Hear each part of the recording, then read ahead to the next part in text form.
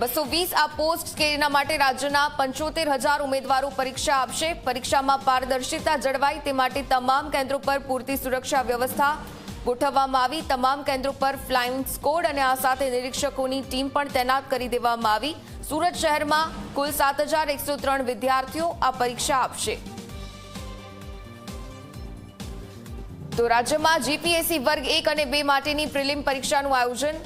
220 post માટે રાજ્યના 75,000 ઉમેદવારો આ પરીક્ષા આપશે। પરીક્ષામાં પારદર્શિતા જળવાય તે માટે તમામ કેન્દ્રો પર પૂરતી સુરક્ષા વ્યવસ્થા અને તમામ કેન્દ્રો પર ફ્લાઇંગ સ્કોડ અને નિરીક્ષકોની ટીમ તૈનાત કરવામાં આવી છે।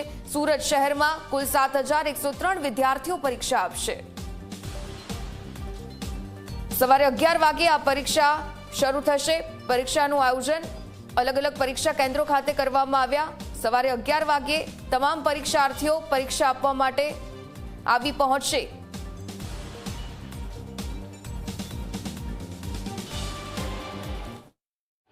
जीपीएससी ની ક્લાસ 1 અને 2 ને લઈને પરીક્ષા અત્યારે યોજાઈ રહી છે। પ્રિલિમિનરી પરીક્ષા આજે યોજાવા જઈ રહી છે અને સેન્ટર ઉપર તમામ જે ઉમેદવારો છે એવો પણ પહોંચી રહ્યા છે। વિશેષ વાત કરીએ તો 220 જેટલી જુદી જુદી પોસ્ટ માટેની આજે પરીક્ષા છે એ યોજાઈ રહી છે અને ઘણા બધા ઉમેદવારો છે કે જેઓ સેન્ટર ઉપર પહોંચી રહ્યા છે। કુલ રાજ્યભરમાંથી 75,000 જેટલા ઉમેદવારોએ આ માટેનું ફોર્મ ભર્યું છે। જે વિદ્યાર્થીની છે એમની સાથે પણ વાતચીત કરીશું, એમને પૂછીશું, અચ્છા કેટલી તૈયારી કરી છે આ પરીક્ષા માટે?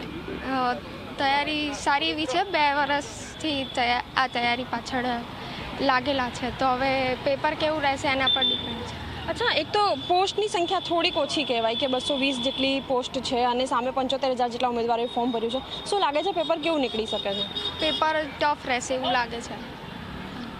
બિલકુલ ઉત્સાહ તમામ જે ઉમેદવારોમાં, કારણ કે વર્ષોથી આ પરીક્ષાની તૈયારીઓ ઘણા બધા ઉમેદવારો કરતા હોય છે અને જે ઉમેદવારો છે તેઓ અહીં પહોંચી રહ્યા છે। હવે તેમને પ્રવેશ આપવામાં આવશે અને પરીક્ષા હવે ટૂંક સમયમાં જ યોજાવા જઈ રહી છે। કેમેરામેન તુષાર શાહ સાથે સપના શર્મા, ઝી 24 કલાક, અમદાવાદ। તો જીપીએસસીની પરીક્ષાનું આયોજન કરવામાં આવ્યું છે। આજે સવારે 11 વાગે ગુજરાત જાહેર સેવા આયોગની પ્રિલિમ્સ પરીક્ષાની તારીખ જાહેર થઈ અને તે દરમિયાન આ પરીક્ષા લેવામાં આવશે।